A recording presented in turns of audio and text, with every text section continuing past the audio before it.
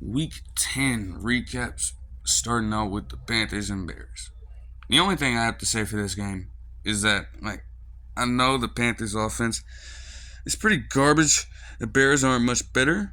But if you have Eddie Pinheiro after the kick making the gesture he did, understanding that that's just outside of his range as a kicker, and he had not made a field goal from that distance at all. How do you, as the coach, not understand that at that point, and you still try to go for the field goal at that point in the game? It's not very smart. All right, there just wasn't a point. There honestly isn't much to talk about with this game outside of that. What really happened, I'm not sure. But the Bears did get it somehow. Moving on to the Sunday action, you have Commanders versus Seahawks, bro. I have to give credit to Brian Robinson Jr. for one. 6 receptions per 119 yards and a touchdown led the team. He had 8 rushes for 38 yards as well. That is a great performance, to be honest. And that's cool from Sam Howell too. He didn't throw a pick. He did fumble forced by Devin Witherspoon and picked up by Tariq Woolen at some point in this game. But otherwise, he played pretty well. And the De'Ami Brown touchdown at the end, he's led multiple drives like that this season already. And to just continue to be doing that is nice and all. But again, then what is he going to do the next game? It's a consistency thing. He'll play like this, and then in another game, he'll follow that up with some type of dud. So I would like to see if he can keep it consistent for probably one of the first times in his young career. But that's a good performance.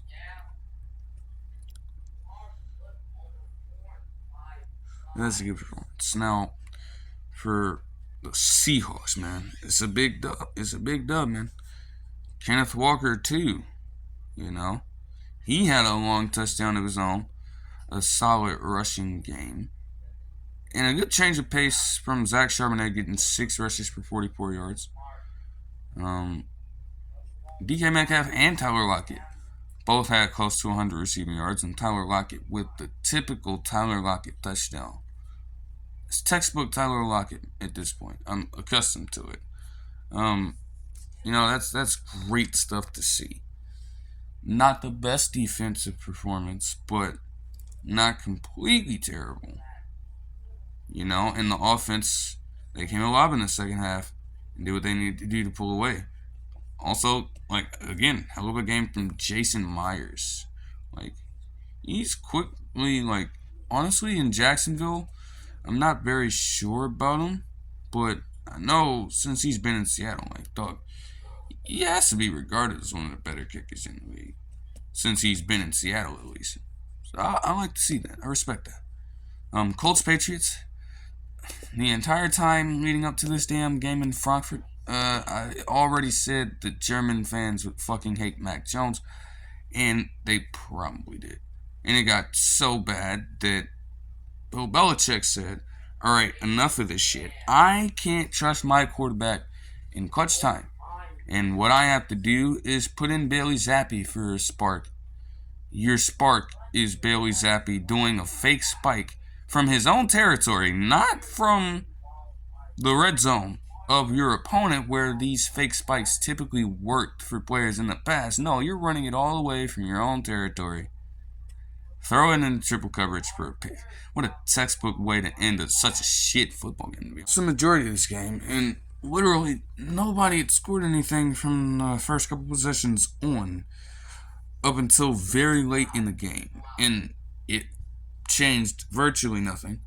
Jonathan Taylor had a fair performance, but honestly, you can't even say that any one player, even if you are trying to just watch the box score, you can't even say that any one player had a truly great game, because when you have a 10-6 score as the result, there honestly isn't a lot of shit that could have went down.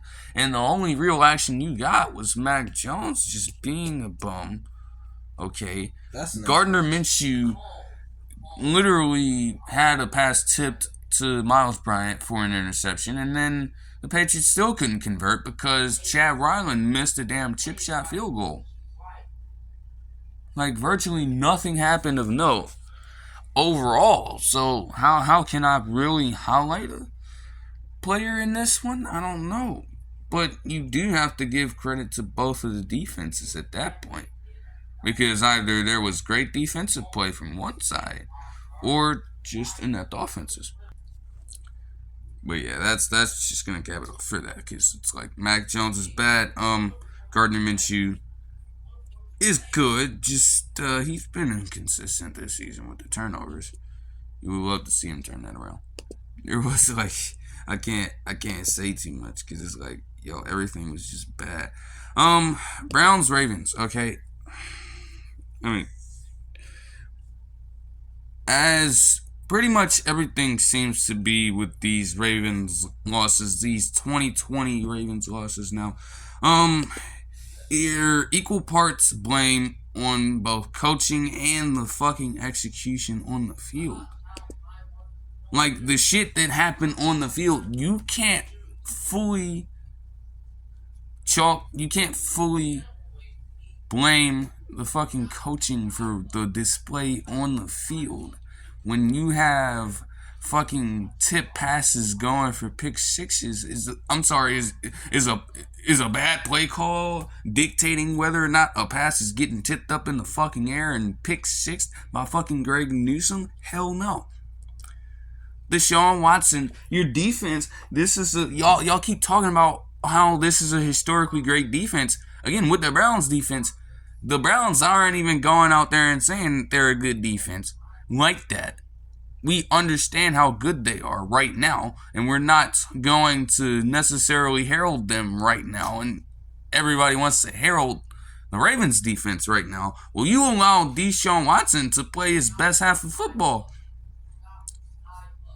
when they absolutely needed it from him, and he came through. And even Dustin Hopkins, to an extent, even though he missed a PAT, when he got in that position, in field goal range, he made the damn play. So, the Ravens couldn't have done that the entire second half? Yeah, they got a red zone touchdown from Gus Edwards, and they got a nice touchdown catch from Odell Beckham. But, as I kept saying, you did nothing while you had the double-digit lead to keep them completely out of the game. You did nothing while you had this lead to keep them out of the game. You allowed them to linger in this game, staying there, just creeping. And at the right time, they struck and got your asses. Lamar Jackson, 13 of 23 for 223, a touchdown and 2 picks. And honestly, like, the picks ain't the worst damn picks I've ever seen, but they do look fucking they look terrible. They really do. Okay? There's no way around it. All right? One of them. One of them looked terrible. The other one, he deflected. One of the defensive players deflected the ball, and it caused the pick six. Stop. Yeah, whatever. Because, like I said, you should have used Keaton Mitchell. Why is it that he had only 3 rushes for 34 yards and a touchdown? Why is he only getting 3 touches? And matter of fact, his longest rush was 39 yards. So you called fucking plays for him to end up losing the damn yardage? He only had 34 net yards in the game. What the fuck? Like, y'all are idiots. Like I said, why aren't you going to continue using the man? John Harbaugh asterisk. Like, he could really be, because the best situation to compare it to is Devin A. Chain. Because guess what? When Devin A. Chain gets back, when he comes back, the Dolphins are going to actually utilize him. And balance that with utilizing a guy like Raheem Mostert. They're not going to give full reins to one back or the other, but they're going to give most of the workload to the guy who's clearly performing the best, that being Devin A. Chain, and that being Keaton Mitchell in these past couple of games. But you have Gus Edwards getting 11 rushes and averaging fucking 2.2 yards a carry because his ass can't fucking move. Keaton Mitchell can fucking move, and you've clearly seen it on display a few times. And you've only done so because you've only utilized him in the past couple weeks, and barely at that. Why was he not, like, he couldn't have been hurt the entire season. Why the hell haven't you been using him? I really don't understand. Okay? Motherfucker, bro. Like, there's no way. Jerome Ford fucking outrushed, bro. Jerome Ford outrushed the entire Ravens offense by himself. 17 rushes for 107 yards. The Ravens finished with 106 total. Need I say more than that? If that isn't revealing to how crazy that shit is, I don't know what to say anymore. But you got to give credit to the Browns. You just have to. I mean, hell, even James Prochet, the second, tried to help him out. You know, the Jacoby Myers effect and shit, but you still didn't really do what you needed to do with that fully. Like, you got the touchdown after that, but you still let them creep in this game. And they got you. They got you good. Now you go into this game versus the Bengals, and you're shitting yourself right now because he's going to fucking cook you. Alright? There's no guarantee that Lamar Jackson's going to have an incredible game. So, you're kind of screwed. You're really kind of screwed at this point. He doesn't need to have an incredible now, game for the Ravens. On the other hand, games, bro. What are you talking about? You know who really doesn't need an incredible game to win? Or at least an incredible game to the fullest? Josh Dobbs. And Jameis Winston, for that matter. Jameis Winston led them to fucking multiple touchdown drives after Derek Carr is winning 72% of his games. After Derek Carr got injured, Jameis Winston steps in and leads them to 2 touchdown drives. Derek Carr couldn't even do that. It is unfortunate that he suffered an injury, but at the same time, they were actually able to move the ball without him. And you're paying him all this money to be the leader of that offense when he's playing. Why the hell is Jameis Winston doing this? And then, of course, Jameis doing Jameis things managed to throw 2 picks later on, because that's just what fucking Jameis Winston is. The damn walking 30 for 30. Like, there's no way, bro. But even he was able to do more damage on that end than you. But Josh Dobbs, again, just continues to make this storyline something crazy. I mean, it's actually very nice stuff to see. TJ Hawkinson had 11 receptions for 134 yards and a touchdown, while not having a single catch over 30 yards. Nobody did. Nobody did, to be honest. In fact, I mean, I guess it's kind of warranted when you don't have, like, top-tier quarterbacks, because Josh Dobbs nor Jameis Winston are that at all. They're not, okay? But neither team had a 30-yard rush. Well, reception. Let me put it like that. Matter of fact, actually, nope. Walk that back. No team had a play that went for more than 30 yards. Neither team had a play that went for more than 30 yards. You don't have to be an elite QB to have an insanity run, bro. Simple. Insanity run.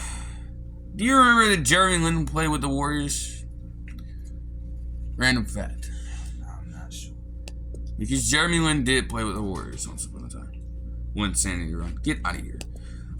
So what? We were going to call the damn Jaguars a damn Winsanity team or something? Because their streak of wins matched with the 49ers dating back to last season. And they met head-to-head on Sunday. And, yeah. 34-3. Trevor Lawrence, I don't even think he can have a game worse than that in his career, to be honest. Travis Etienne didn't do so hot. Christian Kirk managed to still get over 104 receiving yards for stat padding purposes. And this should be Calvin Ridley, not his overpaid ass. On the 49ers side of things, Chase Young and Nick Bosa, the damn Ohio State edge rushing duo in full force this Sunday. But the whole line is just fucking loaded with talent. I mean, Javon Hargrave, man, Nick Bosa, Eric Armstead, man, like everybody, man.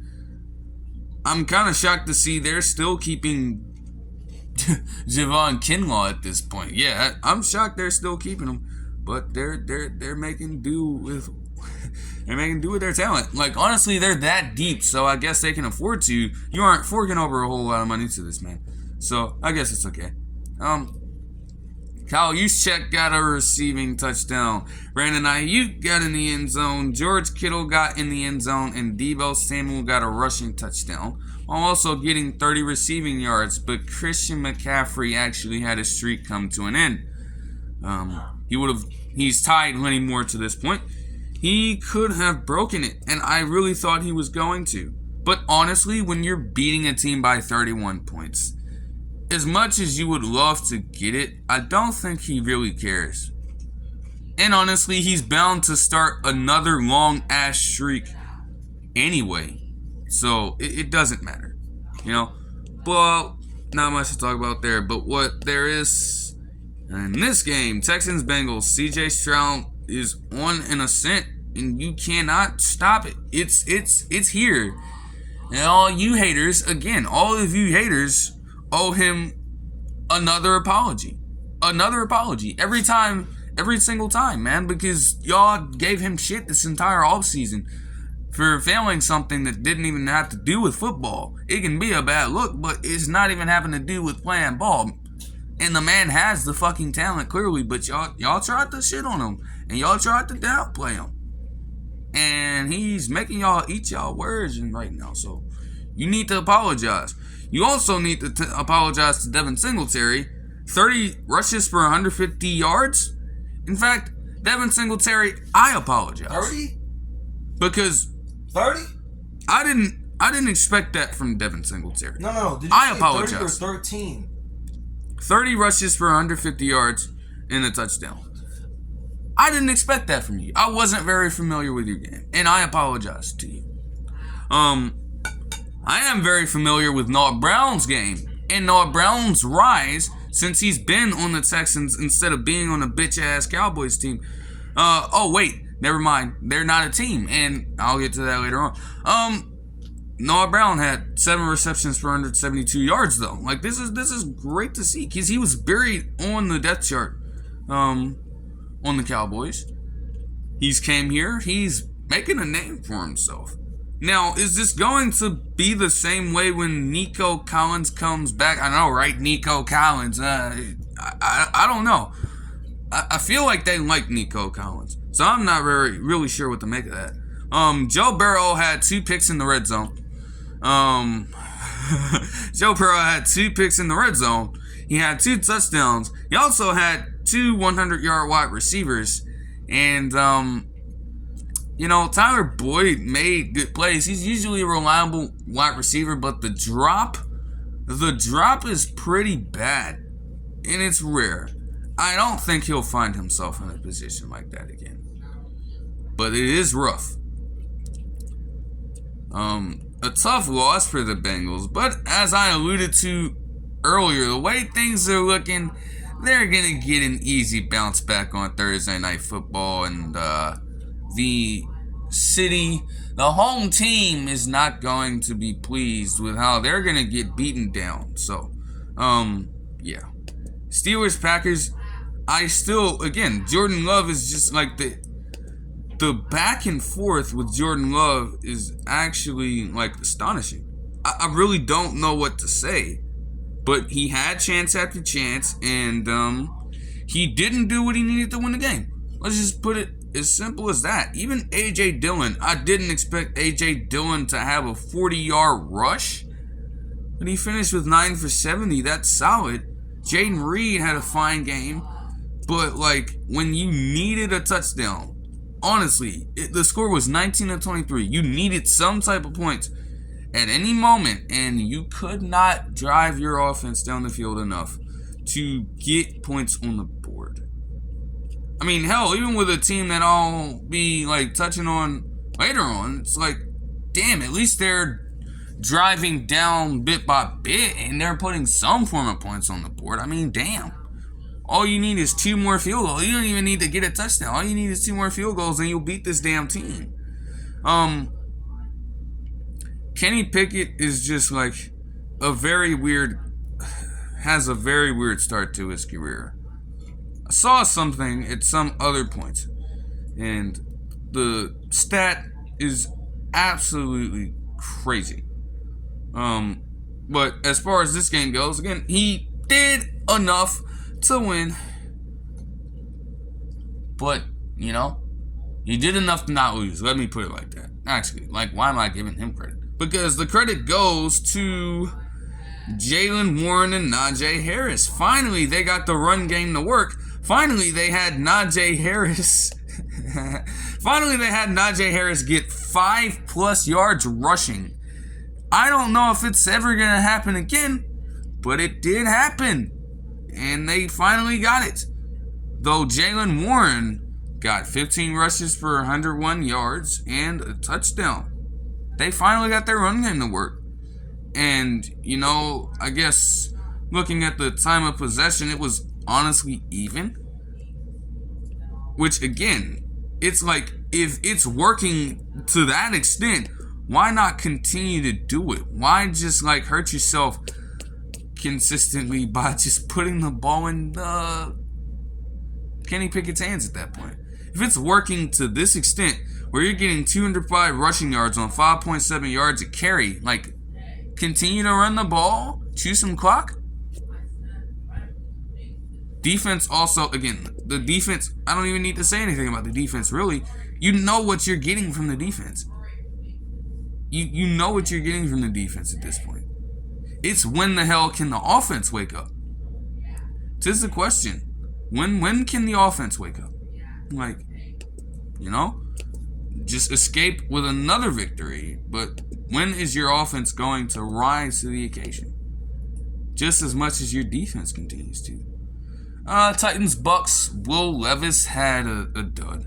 Okay. Derrick Henry had a dud. Yeah, not really much to make of this, you know. Like Will Levis, he'll bounce back from stuff like this.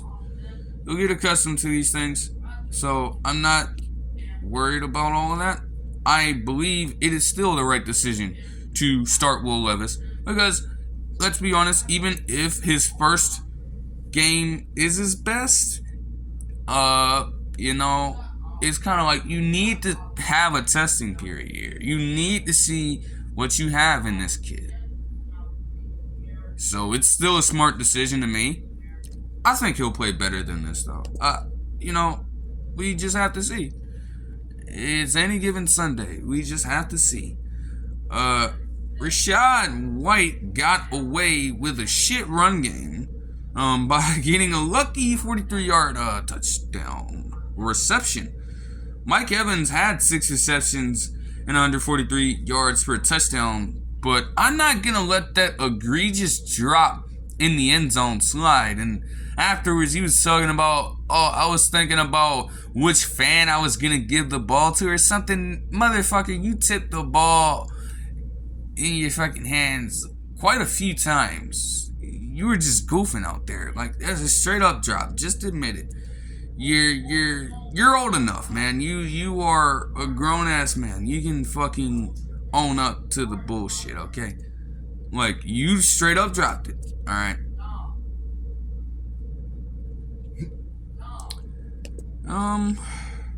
Yeah. Lions and Chargers. Never was out here trying to cosplay as fucking Patrick Mahomes with a stupid ass pass. Got intercepted as it deserved to be. You're not that type of quarterback. You have a cannon of an arm, and we understand that because, you know, social media and people were talking about it every single day and things of that nature. But you are not capable of pulling off a damn crossbody pass like that, man. And you got intercepted, as you should have. But he had a good game overall, I suppose. Helped tremendously by Keenan Allen's 11 for 175 and 2 touchdowns. Continuing to build off the milestone he got against the Jets on Monday night. Doug, I wasn't even paying attention. I wasn't even aware until literally days from this game that fucking Quentin Johnson scored a damn touchdown for the first time in his NFL career. So that's good work. And he caught all 4 of his targets. Jobs were a problem for him coming out of college, so that's good to see. It's progress. That's something to take away, but the Chargers lose another close game. I guess for a different reason. I guess people are now going to start complaining about the defense. But let me tell you something. If the defense is really that bad, then they look so good because the Jets' offense is what it is. You played against the Lions and you got absolutely bitched. All right, Jared Goff with no picks, 333 yards, 2 touchdowns. Running game gassed you. They had 6.5 yards of fucking rush for 200 yards. David Montgomery ripped off a 75-yarder in which every single person had a chance at tackling this man because he ain't the fastest in space. And he zoomed past all of them. Aided by this one move where he got fucking 3 of these motherfuckers confused and dazed. Like, this is crazy, bro. He's not that fast, and he managed to do that to you. I'm not very sure about that. Jahmyr Gibbs also. They're starting to feed Jahmyr Gibbs a little more. He had more carries in this game. He had 17 total touches for 112 total yards and 2 touchdowns. Yeah, David Montgomery vulturing touchdowns no more.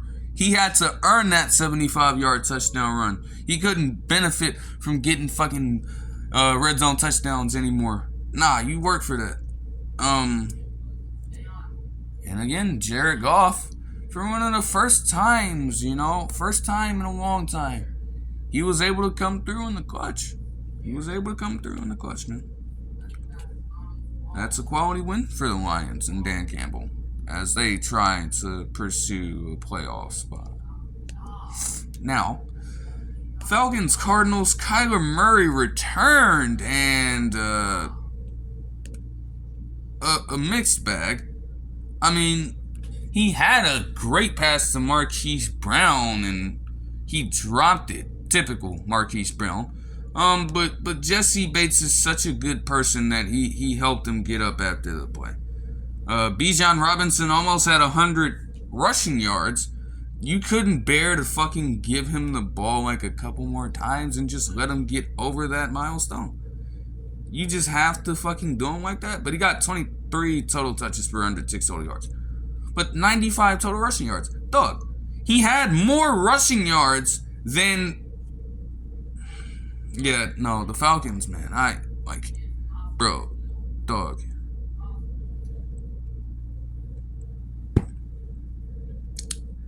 This motherfucker, Bijan Robinson, had more rushing yards by himself than the net yardage from both Taylor Heineke and Desmond Ridder combined.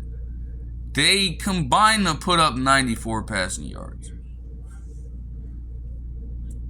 I gotta end it off on that part, talking about the Falcons. That is just pitiful, okay?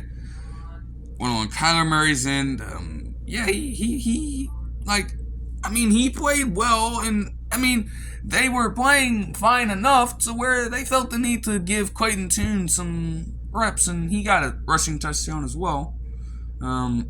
James Conner had a fine game. Trey McBride actually went crazy. 8 receptions for 131 yards, man. That is a pretty nice game from him. Other than that, nothing flashy really happened, but they got the game-winning drive from Kyler Murray in his first game back, so that's a good look. I wonder how he celebrated. But that's a good one. Giants Cowboys, honestly, there's nothing much to talk about, man. And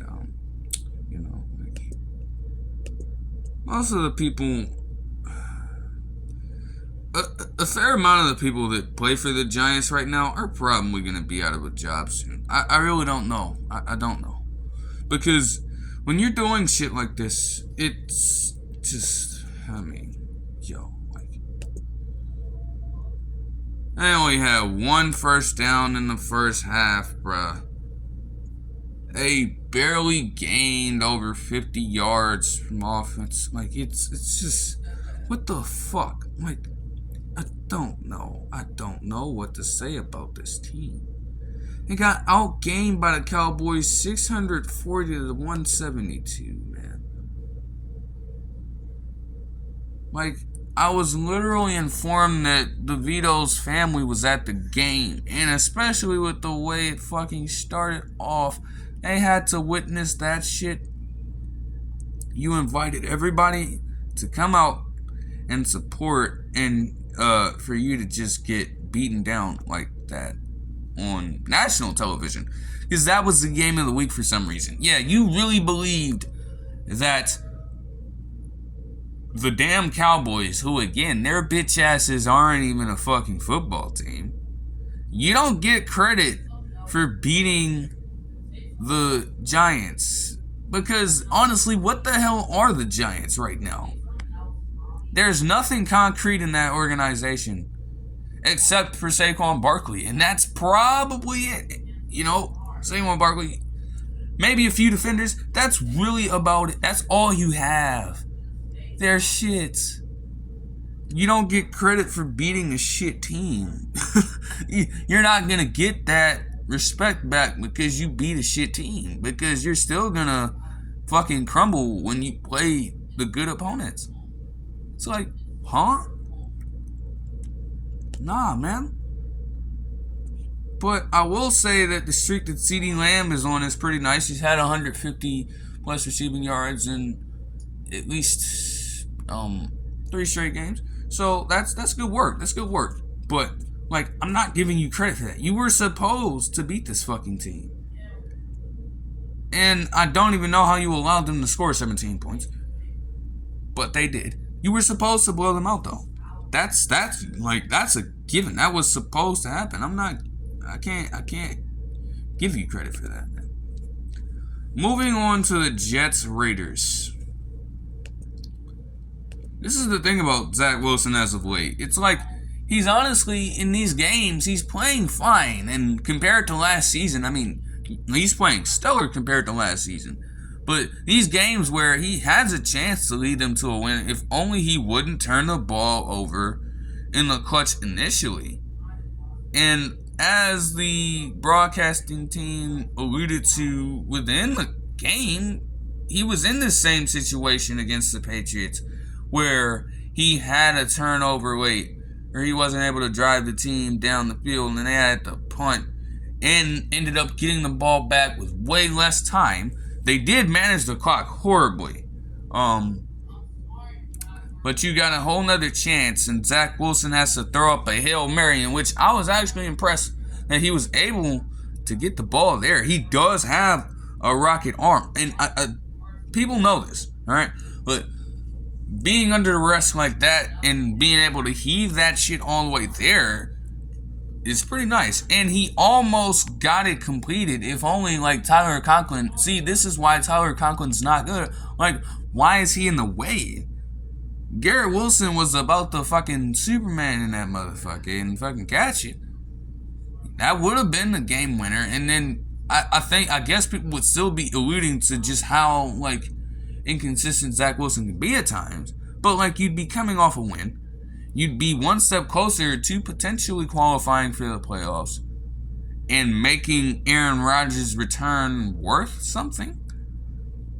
But no, you go down. Zach Wilson was able to use his legs more in this one and have 4 rushes for 54 yards, but he will probably regret stepping out of bounds on one of the plays that he actually got a rushing touchdown from. You know, just minor mistakes, and then the big one at the end prevented you from really being able to take full advantage. And I mean, Aiden O'Connell didn't necessarily play the best, but the touchdown pass to Michael Mayer was a good one. And Josh Jacobs also had his best rushing performance of the season, though he did fumble late. You love to see that Devontae Adams actually got utilized, though. So, is that going to remain consistent? We must see. But that'll do it for this one. I hope you guys enjoyed the video, and I'll see you guys next one. Peace.